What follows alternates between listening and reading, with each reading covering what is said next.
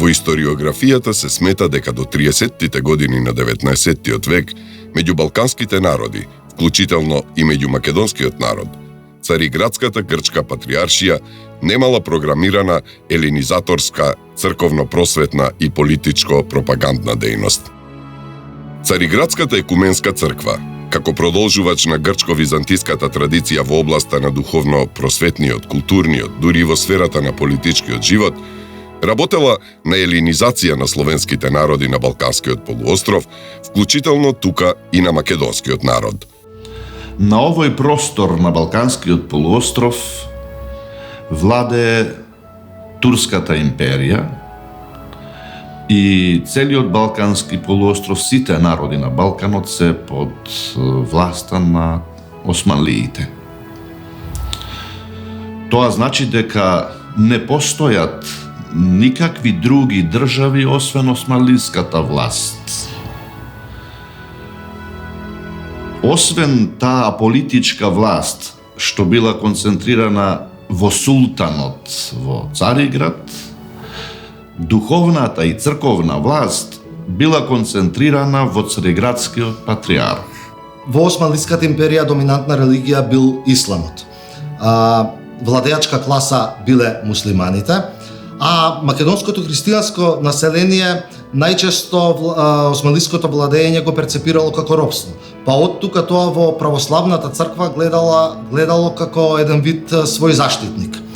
Што се однесува пак до македонскиот христијанин како индивидуа, тој во лицето на локалниот свештеник најчесто гледал светеца, во неговите зборови ги слушал зборовите на Бога.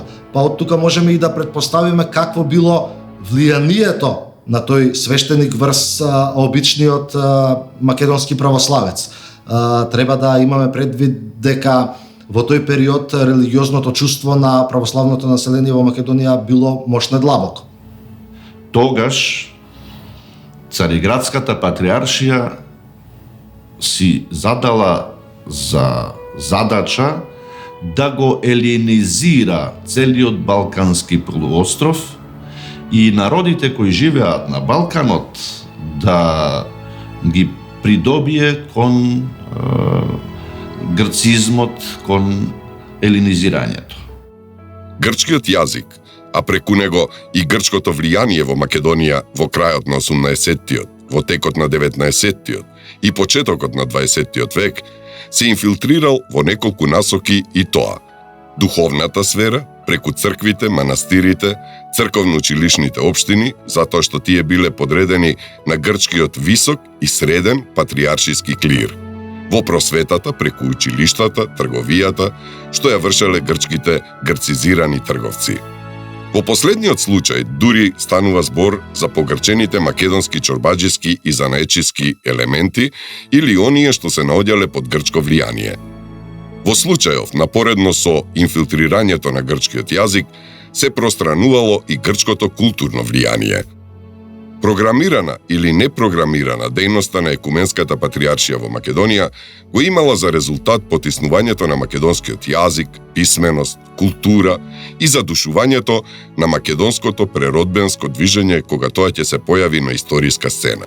Целото православно население под јурисдикција на грчката Цариградска патриаршија, а подоцна по 1850 година, еден дел и на Атинската архиепископија, османлиските власти го регистрирале како грчки народ, Рум Милет. Народноста во Османлиската империја се определувала според црковната припадност. Така, оние што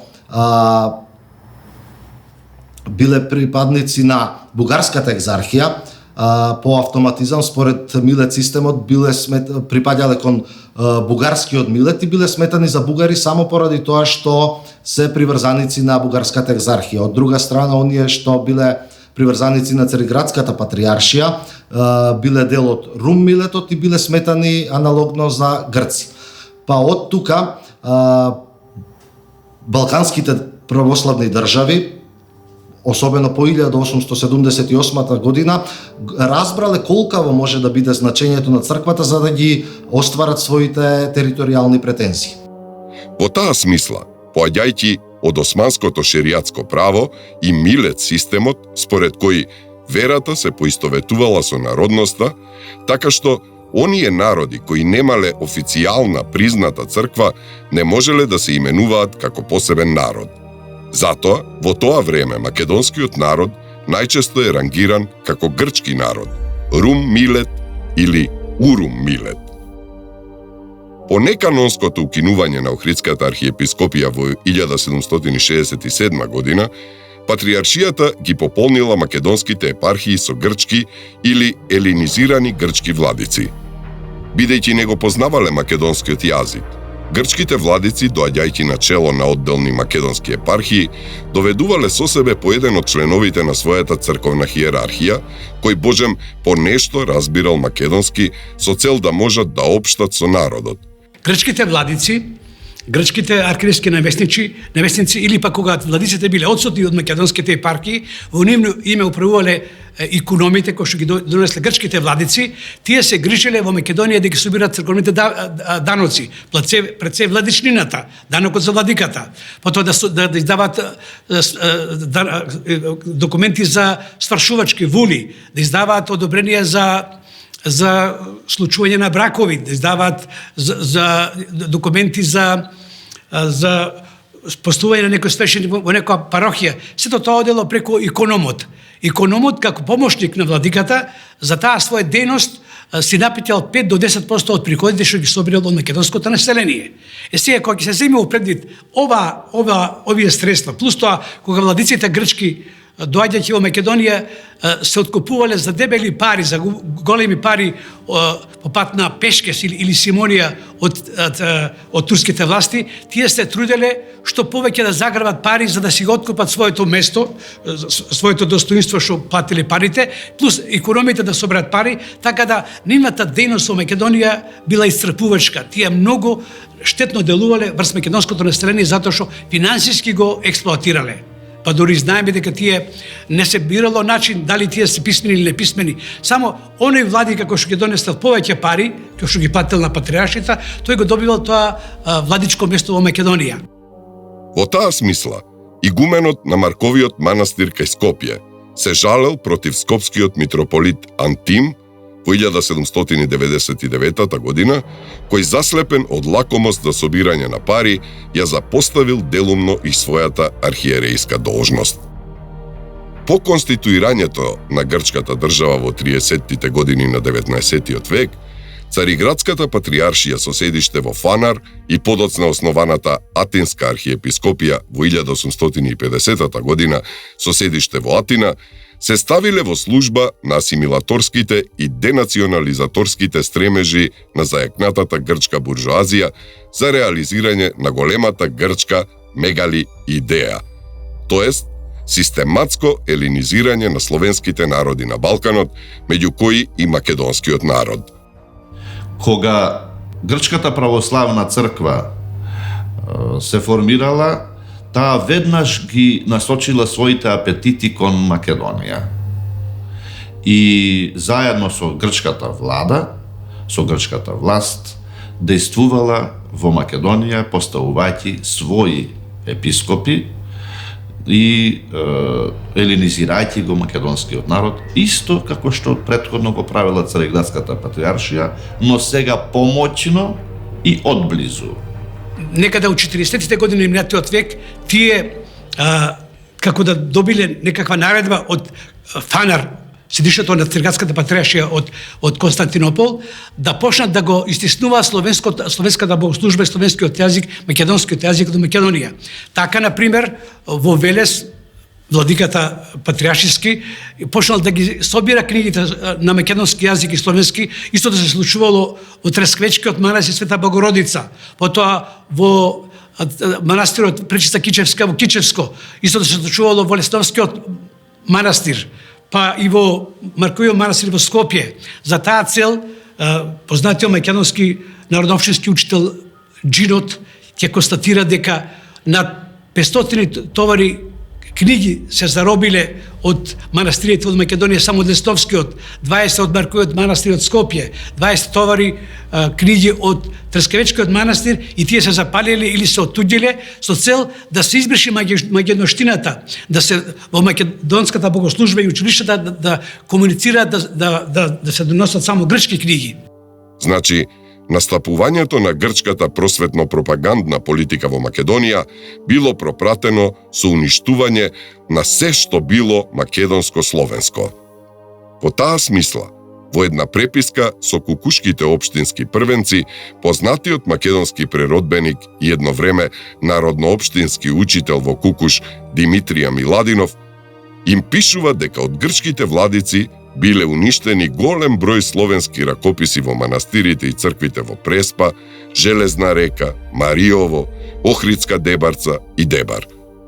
Ваквата појава била карактеристична за територијата на цела Македонија. Од ваква природа се следните слични примери. До 1841 година во Велес, богослужбата по црквите и манастирите се изведувала на црковно-словенски и македонски јазик. По таа година, а по настојување на Вселенскиот патриарх, велешкиот грчки владика Игнатий започнал да ги уништува словенските ракописи и книги и да бара при воведувањето во храмовите да се чита Евангелието и другите црковни книги на грчки јазик. Од црквата Света Богородица во Трескавец кај Прилеп, битолскиот грчки митрополит Герасим запалил огромен број на словенски и македонски книги, дури и пергаменти. По заповед на дебарскиот грчки владика Милети во 1848 година биле уништени мноштво словенско-македонски книги и ракописи во црквата Света Богородица Пречиста кај Кичево. Колку била моćна елинизацијата од Цариградската патриаршија и колку злосторство направила во Македонија, говори и овој податок. Например, во 1944 година, кога се формира првата национална народна македонска универзитетска библиотека, фондот на книги е 150 примероци.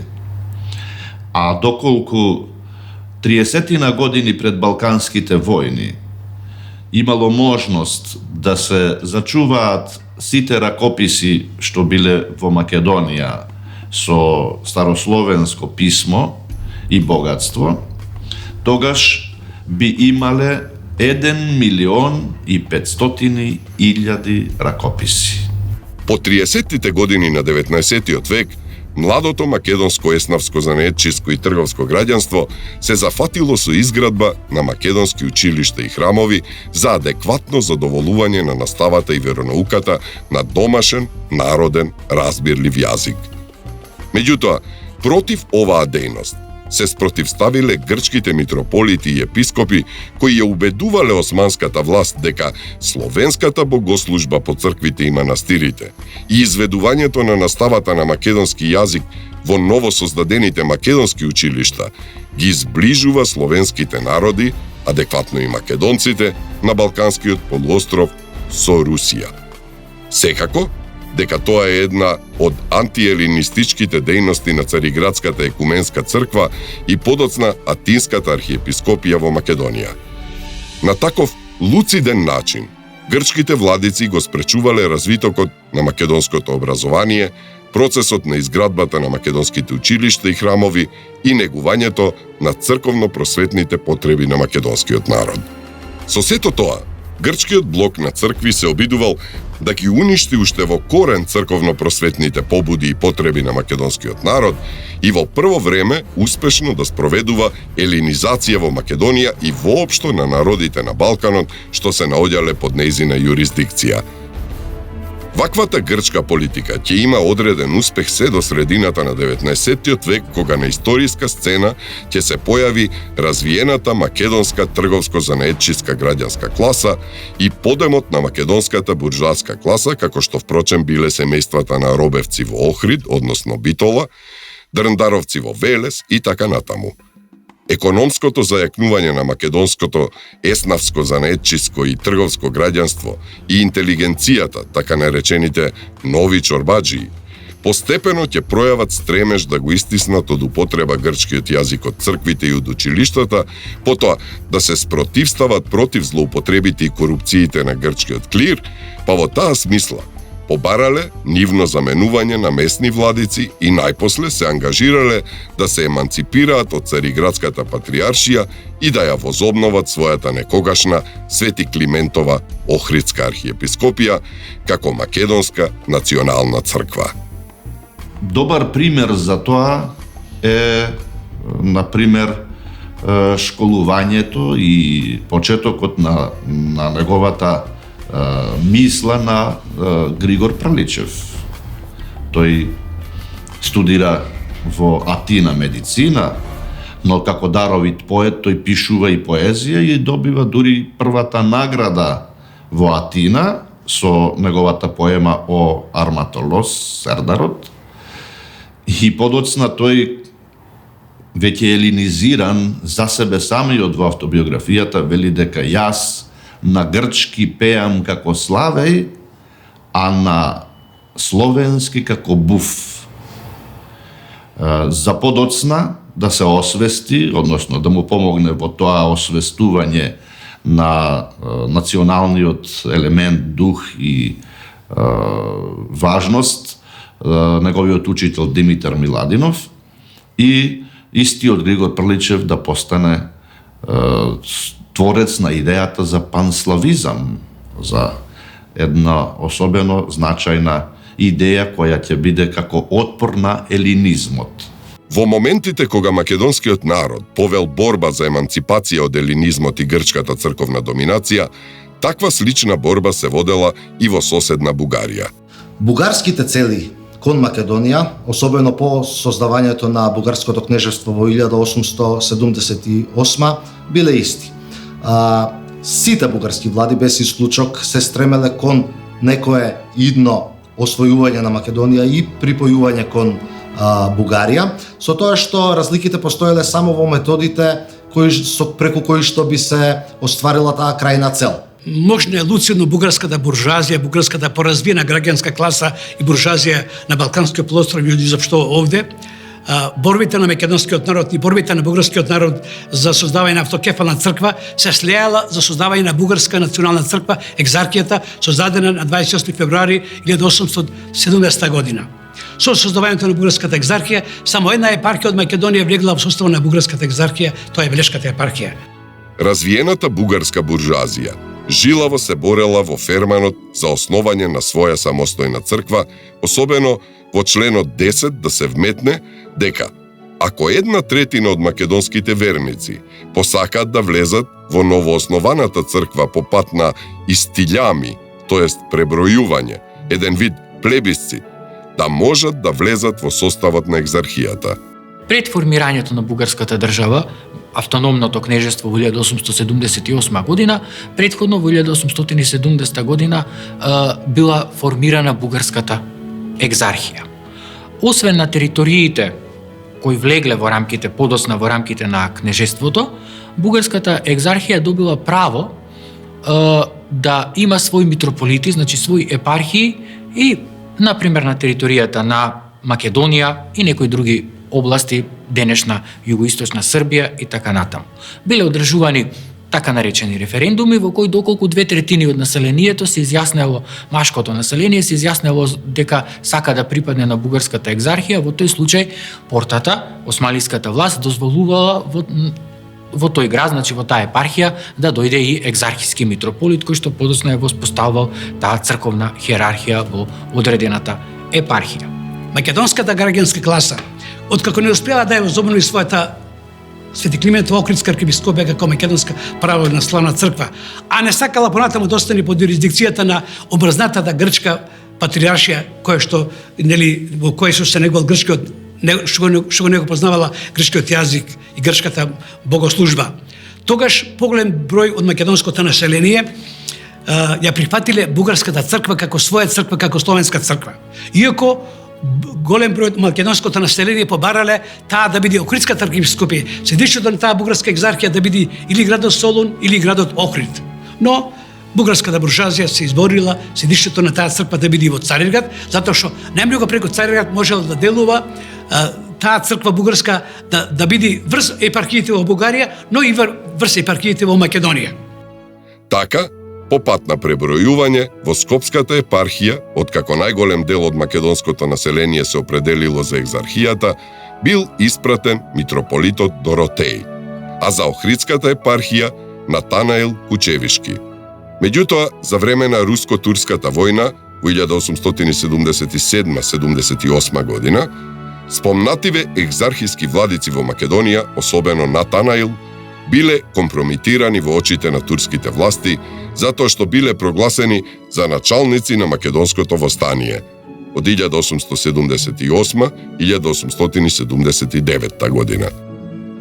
Тоа особено се однесувало за Охридскиот екзархиски митрополит Натанаил Кучевишки, кој бил од македонско потекло. Како такви, тие биле протерани од Македонија. Ова ќе доведе до 1890 година екзархијата да не располага со ниеден свој владика во Македонија.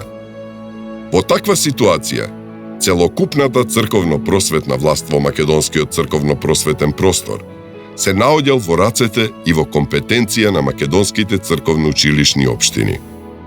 Новосоздадената положба по протерувањето на екзархиското компрометирано свештенство и духовенство, првенствено тоа се однесува на екзархиските владици, ја натерало бугарската буржуазија да ги менува своите натамошни средства и методи на својата политика во Македонија. Така, нејзините разнишани позиции по руско-турската војна, како и делумниот успех на грчката и српската пропаганда на македонска територија, предизвикало страв кај бугарската буржуазија и интелигенција, а имено дека Македонија ќе биде изгубена за бугарската пропаганда. Поради тоа, Бугарија презела редица радикални мерки, нашироко ги ангажирала своите средства и трасирала една подруга политика со цел повторно да ги поврати поранешните позиции на своето успешно делување во Македонија. Така, Бугарското кнежевство, преку екзархијата како свој експонент и орудие, се обидела дефинитивно да ги потчине македонските црковно-училишни општини под своја целосна финансиска контрола и да ја монополизира црковно-просветната дејност во Македонија. Крајот на 19 век во Македонија бугарската екзархија успеала да основа 7 епархиски катедри во Македонија. Освен тоа успеала да основа многу училишта во Македонија, и основни, и класни, и гимназиски.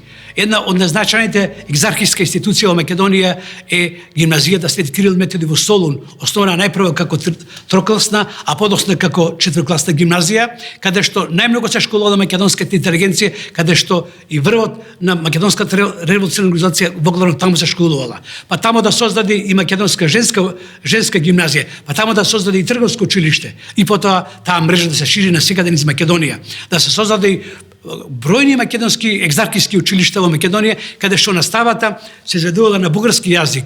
Секој ден се учело бугарски јазик во тие училишта. Тој јазик во наставната програма се викал мајчин јазик. Меѓутоа бугарската буржуазија се лутела зашто македонските ученици кои што секој ден учеле бугарски јазик не знаеле да зборуваат бугарски јазик, или пак на одморите или додека биле во ваканци или надвор од училиштето се зборувале на својот македонски дијалект. Тоа бил еден процес кој што бугарската буржуазија не успела да го елиминира. Организираната големобугарска пропаганда во Македонија била координирана во заедничко делување меѓу бугарската влада и екзархијата. За таа цел, во 1881 година, министерот за внатрешни работи на Бугарија, доктор Волковиќ, поднел правилник како во иднина да се ползуваат државните средства за екзархиските црковно-просветни институции во Европска Турција, особено во Македонија. Овој правилник го преработил натурализираниот бугарин од Охрид Наум Спространов, кој бил испратен до бугарскиот кнез Александар Батенберг за што покорисно да се трасира бугарската политика во Македонија. Бугарската екзархија, односно незиното влијание кај македонското православно екзархиско население, била еден мощно погоден инструмент кој што бугарската држава мощно умешно го користела за да ја оствари таа планирана цел.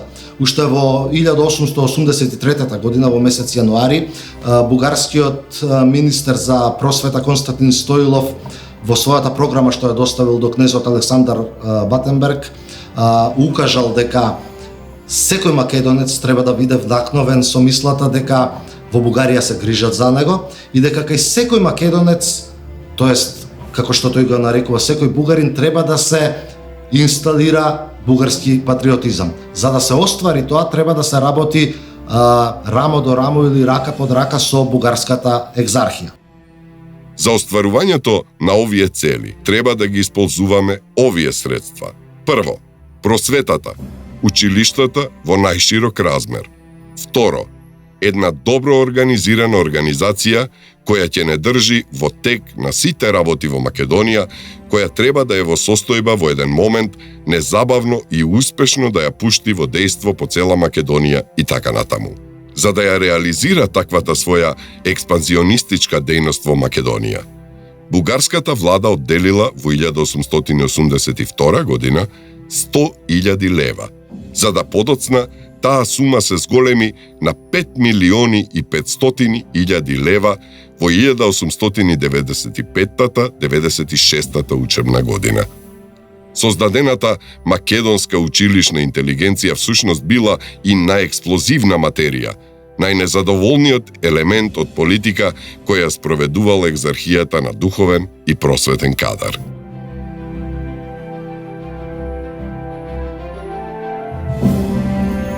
По ослободувањето од османлиите, српските државни власти успеале црквата во Србија да ја ослободат од влијанието на фанариотските грчки владици. По второто српско востание, кнезот Милош Обреновиќ успеал да се избори за создавање на српска автономна црква во јануари 1831 година. А по Берлинскиот конгрес, кога Србија била призната за независна држава, србите се стекнале со автокефална српска православна патриаршија во 1879 година на територијата на кнежеството Србија. По добивањето на независноста и самостојноста, државна и црковна, српското политичко влијание се позасилено се ширело на балканските простори, па и во тогашната османска провинција Македонија. Српската православна црква делувала само на територијата на кнежеството, подоцна кралството Србија. Таа немала можност со своја институционално да делува на територијата на Османлиската империја, како што тоа го правеле Цариградската патриаршија или пак Бугарската екзархија. Српската влада во 80-тите години на 19 век побарала најпрви од Цариградската патриаршија, а потоа и од Портата, да се дозволи во определени области на Стара Србија и Македонија, како што тогаш официјално биле нарекувани областите кои што биле се уште под власт на Османлиската империја, како Скопје, Призрен, Велес, Дебар, Битола и така натаму, да бидат поставени за архиереи, значи за митрополити, односно епископи, луѓе од српска националност. Со друг еден предлог се барало возобновување на Охридската архиепископија во границите пред 1219 година, во која би влегле сите епархии околу кои тогаш спореле србите и бугарите. Втората измама од српските архиереи и Српската православна црква е дека тие сакаат да ја возобноват Охридската архиепископија во периодот пред укинувањето на Печката и Охридската архиепископија, кога прво била укината Печката патриаршија и епархиите од Печката патриаршија подпаднале под Охридската архиепископија.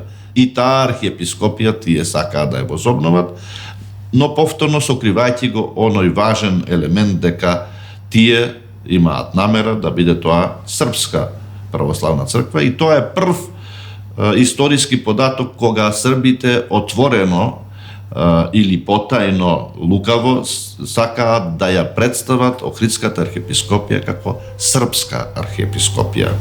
Се сметало таквата Охридска архиепископија да се моделира како српска црква, затоа што Печката патриаршија произлегла од Охридската црква, а по првото нејзино укинување, со доаѓањето на османлиите на Балканот, сите нејзини епархии потпаднале под јурисдикцијата на Охридската архиепископија.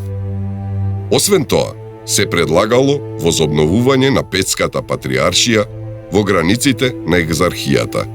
Таа нова српско-бугарска црква всушност би се простирала и во Македонија. Од сите овие бројни комбинации и барања пред портата, српската дипломатија најистрајна останала да добие црковна власт во Призрен и Скопје. Дури во 1896 карактеристично во Скопје, на сам ден Великден, се случува еден инцидент во црквата Свети Спас, горе во чаршијата, кога малата патриаршиска прогрчки ориентирана заедница не дозволила во црквата да се служи и на црковно-словенски јазик. Тој инцидент всушност бил можеби еден патоказ како понатаму треба да делува српската пропаганда преку конзулатот во Скопје и преку владата. Дури тие самиот митрополит Михајло испратил писмо до цариградскиот патриарх Антим VII со барање во Скопје да биде поставен митрополит од српска националност. Патриархот Антим се согласил во почетокот на тоа, гледајќи што се случува во епархијата, меѓутоа набрзо тој починал. На негово место новиот патриарх, неговиот наследник Константин, спроведува една сосема друга политика. Меѓутоа сепак дипломатските маневри, влијанијата и така натаму допринеле по смртта на митрополитот Методий во ноември, значи неколку месеци по Великден 1800 после инцидентот на Великден 1896 година, по неговата смрт српската држава, српската влада успеала во Цариград да издействува не како митрополит, туку како администратор на Скопската митрополија да биде поставен архимандритот Фирмилијан. По хиротонијата на 27 јуни во 1902 година до смртта на 7 декември 1903 година, Фирмилијан се грижал за српските, но и за грчките интереси во епархијата. Со тоа, во Скопската епархија се изродило црковно двовластие, односно дури и тровластие: екзархиско-бугарско, патриаршиско-српско и патриаршиско-грчко. Затоа што екзархијата загосподарила со скопските катедрални цркви Света Богородица и Свети Димитри, Фирмилијан служел во помалата црква Свети Спас, за да по изградбата на храмот Света Мина во 1902 година служел и во него. По смртта на Фирмилијан, Цариградската патриаршија го поставила за привремен управител на Скопската епархија архимандритот Сава, за да потоа го хиротонисала митрополитот Севастијан Дебелјаковиќ од 1904 до 1905 година. Меѓутоа, иако млад по години, тој бил доста болежлив. Се уште не успел да седне на Скопската катедра, а веќе починал. Така да, веќе се поставило и прашање за избор на трет поред митрополитот српска националност во Скопје, и тоа веќе во 1905 година бил тогашниот архимандрит Викентије Крџич. Тој потекнувал од просторот на Србија, од местото Ушче, близу Краљево. Долг период од својата младост ја поминал во манастирите во Србија, завршил за тоа време, за крајот на 19. век, престижно теолошко образование. Дури бил монах и во манастирот Хилендар на Света Гора, и од таа позиција е избран за скопски митрополит. Карактеристично за периодот на митрополитот Викентије е дека во негово време еден дел од селата во Скопската епархија, особено во Полог и во Кумановско, преминувале заради, тоа бил еден од поактивните митрополити, би можеле да кажеме, заради таа активност, заради моменталната политичка ситуација и така натаму, преминувале од јурисдикција на бугарската екзархија во јурисдикција на Цариградската патриаршија, односно во случајот во јурисдикција на митрополитот Викентије Крџич, ако така можеме да кажеме. Тој бил избран за епископ главинички, со што српската пропаганда сакала со тој чин да му придаде значење на празното канонско право на Охридскиот трон, зашто, како што е познато, Во средните векови, епископијата Главиница била под дијацезата на Охридската архиепископија.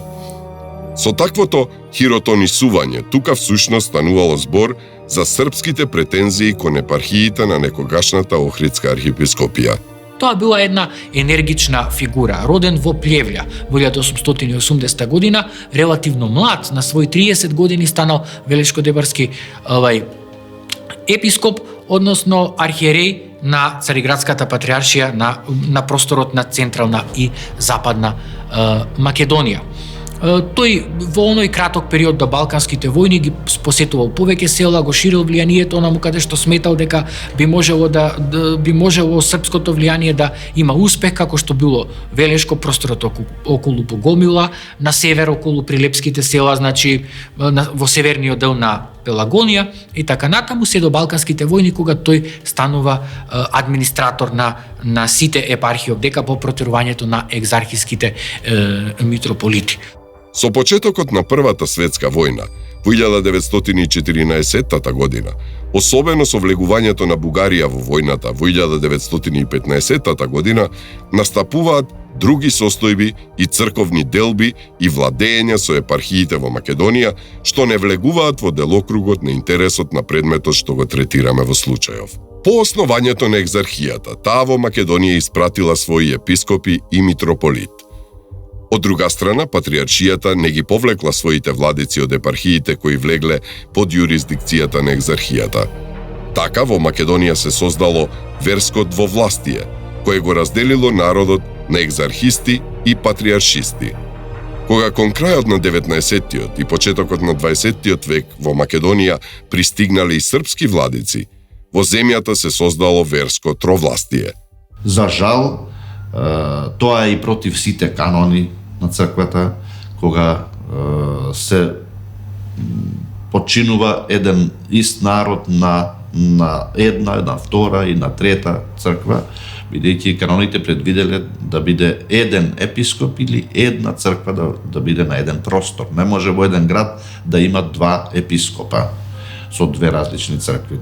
По 1918 година се создава една сосема нова политичка структура овдека.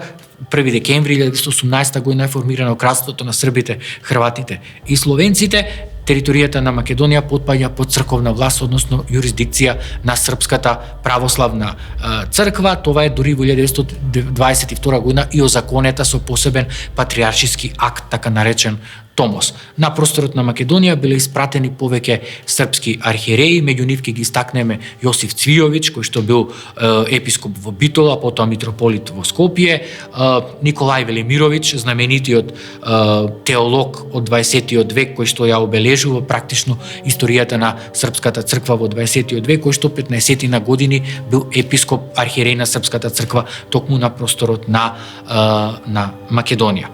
Во овој случај да напоменеме дека оној енергичен велешкодебарски епископ Варнава во период меѓу двете светски војни, односно 1930 до 37 година е на тронот практично на српските патриарси, тој е патриарх на Српската православна црква.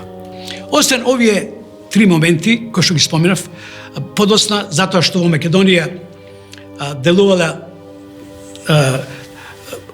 Римокатоличката црква, протестантската црква, влашката пропаганда, еврејските општини били присутни тука, во Македонија ќе се создаде црквено шаренило на повеќе општини, на повеќе влијание, на повеќе цркви.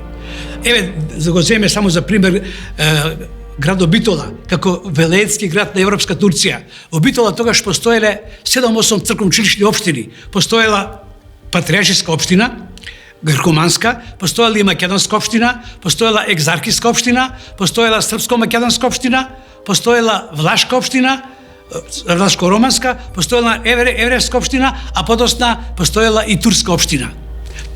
Тоа шаренило на верско влијание во Македонија многу негативно се делувало кај македонскиот народ, за тој се обедини и да ја возобни Свети Климентовата Охридска архиепископија. Ако се земе во предвид дека во Македонија во тоа време постоело население кое ја признавало католичката, односно протестантската црква, именувано како унијато католици, односно протестанти, тогаш ќе се добие сликата на верската раздробеност и шаренило на македонскиот народ, именувани како екзархисти, тоест булгармилет, бугараши или шизматици, патриаршисти, тоест руммилет, гркомани, гркофили, фанариоти, односно србомани и србофили, унијати католици, римокатолици, односно папиштани, протестанти и други. Секако дека верското и народносното шаренило во Македонија, како и разбивачката активност од страна на верско-националните пропаганди во неа, во привлекувањето на секој македонски верник, во многу се одразило во успорувањето на националното до конституирање на македонскиот народ во нација. Поради сето тоа, отпорот против верско-националните пропаганди во Македонија, што се развива во специфични услови, зазема важно место во македонската историја.